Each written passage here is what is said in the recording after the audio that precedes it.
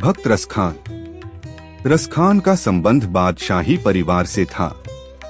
वे दिल्ली के एक संपन्न पठान थे। उनका जन्म लगभग सन 1698 के आसपास हुआ था। वे बहुत अच्छे कवि थे। उनकी भाषा मधुर, सरल और हृदय को छू लेने वाली थी। ब्रजभाषा में अपने मन के भावों को जिस सुंदरता से उन्होंने व्यक्त किया, वैसा करना हर किसी के बस की बात नहीं थी। लेकिन रसखान की सबसे बड़ी पहचान उनकी कविता नहीं, बल्कि उनका प्रेम था। उन्होंने संसार के प्रेम को भगवान श्री कृष्ण के प्रेम में बदल दिया। दुनिया की मोहमाया छोड़कर वे पूरी तरह नंदलाल श्री कृष्ण के हो गए। एक दिन वे भागवत कथा सुनने गए। वहां व्यासपीठ के पास भगवान श्री कृष्ण का एक सुंदर चित्र रखा था। जैसे ही उनकी नजर उस चित्र पर पड़ी, वे उसे देखते ही रह गए। ऐसा लगा मानो भगवान का रूप उनके हृदय में उतर गया हो। उन्होंने बड़े प्रेम से कथावाचक से पूछा, मुझे बताइए श्री कृष्ण कहाँ मिलेंगे? उत्तर मिला, व्रज में। बस इतना सुनना था कि रसखान व्रज की ओर चल पड़े। उनके मन में श्री कृष्ण से मिलने की तीव्र इच्छा जाग चुकी थी। रास्ते भर उन्हें अपनी प्रिय का एक वचन याद आता रहा। उसने कभी उनसे कहा था, जितना प्रेम तुम मुझसे करते हो, अगर उतना ही प्रेम श्री कृष्ण से करो तो जीवन सफल हो जाएगा। यह बात याद आते ही उनके कदम और तेज हो गए। अब वे केवल प्रेम नहीं करना चाहते थे, बल्कि अपना सब कुछ श्री कृष्ण को समर्पित कर देना चाहते थे। कुछ ही समय पहले उन्होंने भागवत के फारसी अनुवाद में गोपियों के प्रेम का वर्णन पढ़ा था। उसे पढ़कर उनका मन बदल गया था। वे बार बार अपने आप से कहते, मैं कितना मूर्ख था, संसार के बंधनों को ही सुख समझता रहा। धीरे धीरे उनके भीतर भक्ति का संगीत गूंजने लगा। फिर वह पवित्र क्षण आया, जैसे ही उनके माथे ने व्रज की पवित्र धूल को छुआ, जैसे ही यमुना जी के शीतल जल का स्पर्श मिला, जैसे ही व्रज के वृक्षों, लताओं और हरियाली की सुंदरता उनकी आंखों में समाई। वे सब कुछ भूल गए। उन्हें न संसार याद रहा, न उसका कोई आकर्षण। उनका मन पूरी तरह भगवान श्री कृष्ण में लग गया। अब उन्हें व्रज का हर कण अपना लगने लगा था। वहां के पेड़ पौधे, नदी, तालाब, पक्षी और पर्वत सब उनके अपने बन गए। भाव विभोर होकर वे कह उठे, मैं तीनों लोकों का राज्य छोड़ सकता हूँ, लेकिन नंद बाबा की गायें चराने का सुख नहीं छोड़ सकता। मैं 8 सिद्धियां और 9 निधियां भी त्याग सकता हूँ, लेकिन ब्रज के वन, बाग, तालाब और कुंजों का दर्शन कभी नहीं छोड़ सकता। क्या अद्भुत प्रेम था, क्या अद्भुत समर्पण था। रसखान प्रेम के सागर में डूब चुके थे। उनके पैरों में वैराग्य था, हाथों में भगवान के प्रेम की डोर थी और हृदय में भक्ति का मधुर प्रकाश। रसखान के आने से व्रज धन्य हो गया और व्रज के दर्शन पाकर रसखान का जीवन सफल हो गया। व्रज में रहते हुए रसखान का प्रेम दिन प्रतिदिन बढ़ता गया। अब उनकी सबसे बड़ी इच्छा थी अपने प्रिय श्री कृष्ण के दर्शन करना। एक दिन वे गोवर्धन पर्वत पर स्थित श्रीनाथ जी के मंदिर पहुंचे। उनका हृदय उत्साह और श्रद्धा से भरा हुआ था। वे सोच रहे थे, आज अपने प्रभु के दर्शन करूंगा। लेकिन नेति ने उनके लिए कुछ और ही सोच रखा था। जैसे ही वे मंदिर के भीतर जाने लगे, द्वार पर खड़े पहरेदार ने उन्हें रोक दिया। उसने रसखान को भीतर जाने नहीं दिया। इतना ही नहीं, उसने उन्हें धक्का देकर बाहर निकाल दिया। रसखान स्तब्ध रह गए। वे समझ नहीं पाए कि आखिर उनसे ऐसी क्या भूल हो गई थी। उधर मंदिर के बाहर यह घटना घट रही थी और इधर मंदिर के भीतर बैठे श्रीनाथ जी सब कुछ देख रहे थे। कहते हैं, अपने भक्त का अपमान देखकर श्रीनाथ जी के नेत्र लाल हो उठे। लेकिन रसखान को इसका क्या पता था। वे तो अपने दुहक में डूबे हुए थे, फिर भी उनके मन में प्रभु के प्रति कोई शिकायत नहीं थी। उन्हें विश्वास था, मेरा श्याम सुंदर मेरी पुकार अवश्य सुनेगा। वे मंदिर के पास ही ठहर गए। उन्होंने अन्न और जल का त्याग कर दिया। वे सोचते रहते, न जाने मैंने ऐसा कौन सा पाप किया है जिसके कारण मुझे अपने प्रभु के द्वार से लौटा दिया गया। एक दिन बीत गया, फिर दूसरा दिन, फिर तीसरा दिन। 3 दिनों तक उन्होंने कुछ नहीं खाया। उनका शरीर कमजोर होता जा रहा था, लेकिन उनके प्रेम और विश्वास में कोई कमी नहीं आई।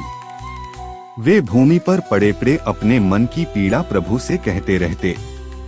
उनकी आंखों में आंसू थे, हृदय में विरह की आग थी और होठों पर अपने प्रियतम का नाम। इन्हीं भावों में डूबकर वे कहने लगे, मैंने देश विदेश के बड़े बड़े राजाओं को देखा है, लेकिन कोई भी मेरे मन की बात नहीं समझ सकता। इसलिए मैं सबको छोड़कर उसी श्याम सुंदर की शरण में आया हूँ। वही बांसुरी बजाने वाला मेरा दुहक समझेगा, वही ग्वाल बालों का प्यारा छैला मेरे हृदय की पीड़ा दूर करेगा। फुल हो उठे। कहते हैं भगवान ने रसखान को साक्षात दर्शन दिए, जिस रूप को देखने के लिए उनका हृदय तड़प रहा था, जिसके लिए उन्होंने संसार छोड़ दिया था, जिसकी खोज में वे दिल्ली से व्रज तक चले आए थे। आज वही श्याम सुंदर उनके सामने खड़े थे। रसखान की आंखों से आंसुओं की धारा बहने लगी। उनकी सारी पीड़ा समाप्त हो गई। उनका हृदय आनंद से भर उठा। अब उन्हें किसी और चीज की आवश्यकता नहीं थी। उन्हें अपना सब कुछ मिल चुका था। कुछ समय बाद महान वैष्णव आचार्य गोसाई श्री विट्ठल नाथ जी ने रसखान को गोविंद कुंड पर स्नान कराया और उन्हें विधिवत दीक्षा दी। उस दिन से रसखान का जीवन पूरी तरह बदल गया। अब वे केवल नाम के नहीं, बल्कि हृदय से भी भगवान के हो चुके थे। उनका मन, उनकी वाणी, उनकी कविता, उनका जीवन सब कुछ श्री कृष्ण को समर्पित हो गया। यहीं से उनकी भक्ति और काव्य साधना ने एक नई ऊंचाई प्राप्त की। और अब जो रसखान कभी संसार के प्रेम में डूबे थे, वे भगवान के प्रेम के सागर में पूरी तरह विलीन हो चुके थे। रसखान का जीवन पूरी तरह बदल चुका था। अब उनका मन संसार की किसी वस्तु में नहीं लगता था। उनके लिए केवल एक ही सत्य था, श्री कृष्ण। उनकी हर सांस में कृष्ण थे। उनकी हर कविता में कृष्ण थे। उनकी हर भावना का केंद्र भी कृष्ण ही थे। दीक्षा प्राप्त करने के बाद उनकी भक्ति और गहरी होती चली गई। अब वे केवल भगवान की लीलाओं का वर्णन नहीं करते थे, बल्कि उन्हें अपने हृदय में अनुभव भी करते थे। कई बार वे सोचते, जिस प्रभु को पाने के लिए ऋषि मुनि तप करते हैं, क्या मैंने सचमुच उनके दर्शन कर लिए?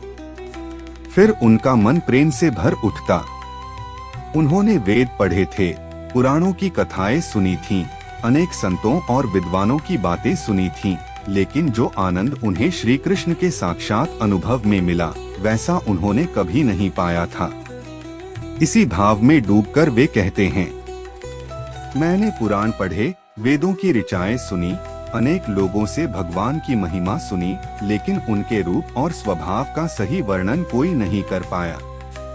अंत में जब स्वयं मैंने उन्हें देखा, तब जाना कि वे कितने सुंदर, कितने मधुर और कितने प्रेममय हैं।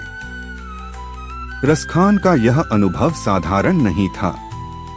जिस परमात्मा का अंत शेषनाग, गणेश, महादेव और देवता भी नहीं पा सके, जिसे वेद बार बार नेति नेति कहकर खोजते रहे, उसी प्रभु को रसखान ने प्रेम की आंखों से देखा था। यही कारण है कि उनकी कविता में केवल शब्द नहीं, बल्कि अनुभव बोलता है। समय बीतता गया। रसखान का जीवन व्रज में ही बीतने लगा।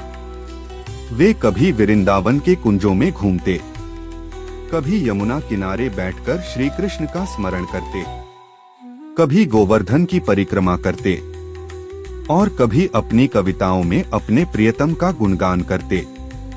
अब व्रज ही उनका घर था, वहीं उनके मित्र थे, वहीं उनका परिवार था और वहीं उनका संसार।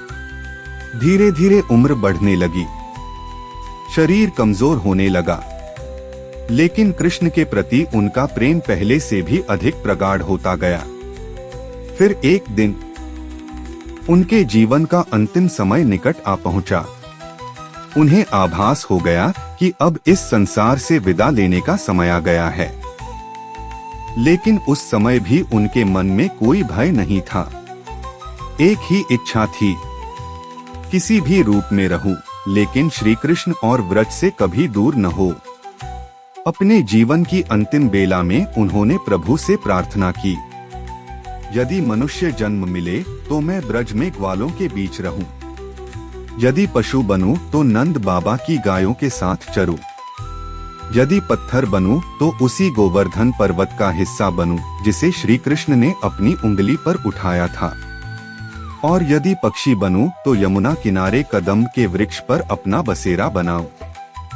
यह केवल एक कविता नहीं थी, यह एक भक्त की आत्मा की पुकार थी।